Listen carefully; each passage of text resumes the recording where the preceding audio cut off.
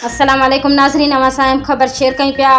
UC प्रीतमाबाद में जानिब जागीरानी की रिपोर्ट मुजिब जमड़ाऊ केनाल ते मौजूद अंग्रेज़ दौर में जोड़ियल फर्दू पुल खस्ता हाली जो शिकार पुल मुख्तलिफ़ हंधनि तां टुटण लगी। ही मोरी प्रीतमाबाद जाम साहब खडड़ो शाहपुर चाकर ऐं ॿियनि शहरनि खे ॻंढे थो। पुल जे ॿिन्ही पासे रहंदड़ लखनि माण्हुनि जी आबादी आहे।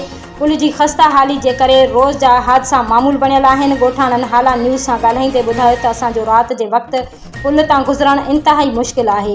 खुदारा वज़ीर इरीगेशन जाम खान शोरो हाजी अली हसन जरदारी के अपील है त पुल की मरम्मत कराई वञे त जीअं हादसनि खां बची सघे। जमड़ाऊ केनाल ते ही जमड़ाऊ केनाल जी जेकी मोरी आहे ही तकरीबन हितां खां जेके ईंदड़ वींदड़ माण्हू आहिनि ऐं इन्हनि खे वरी ॾुखियाई आहे हिन मोरी जी। ही मोरी सॼी ख़तमु आहे। अचो तव्हांखे असां मोरी ही ॾेखारियूं था पिया तव्हांखे मोरी ही मोरी जा हाल आहिनि। ही जेको आहे सो मोरी बिल्कुलु ख़तमु आहे। ही फुर्दे जे नाले सां मोरी आहे। ही तकरीबन प्रीतमाबाद वेंदड़ रस्ता ऐं शाहपुर चाकर खडड़ो ऐं बरूण ऐं जाम साहब ईंदड़ वींदड़ जेके रस्ता उनखे वरी ॾुखियाई आहे हिन मोरी जी। ऐं जेको आहे सो हितां ही मोरी असांखे हिते ईंदे ई ख़ौफ़ थो थिए पियो त ही माण्हू हितां खां कीअं था अचनि पिया। बराए महिरबानी असांजी जेके भी जमड़ाऊ केनाल जा ऑफिसर आहिनि उनखे अर्ज़ु आहे त हिन मोरी खे ठाहे माण्हुनि जो अचणु वञणु घस माण्हुनि जो सवलो कनि। असां तव्हांखे लाइव मोरी था ॾेखारियूं।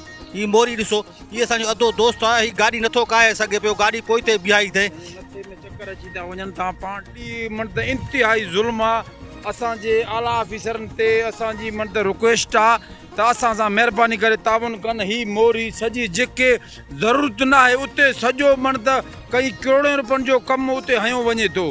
जिथे ज़रूरत आहे हुते केरु नथो अचे, केरु नथो ॾिसे। हाणे तव्हां पाण अची सरज़मीन ॾिठो आहे ऐं हालातूं तव्हां पाण ॾिसो पिया त वॾे मुश्किलातुनि खे मुंहुं ॾियणो पए थो।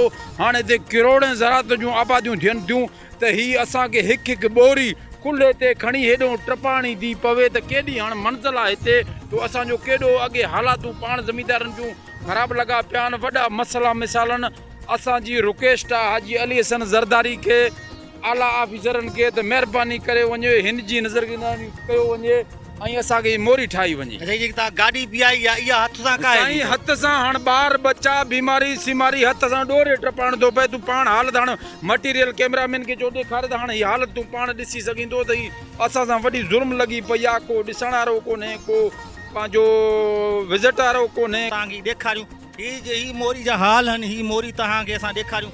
ही मोरी जा हाल आहिनि।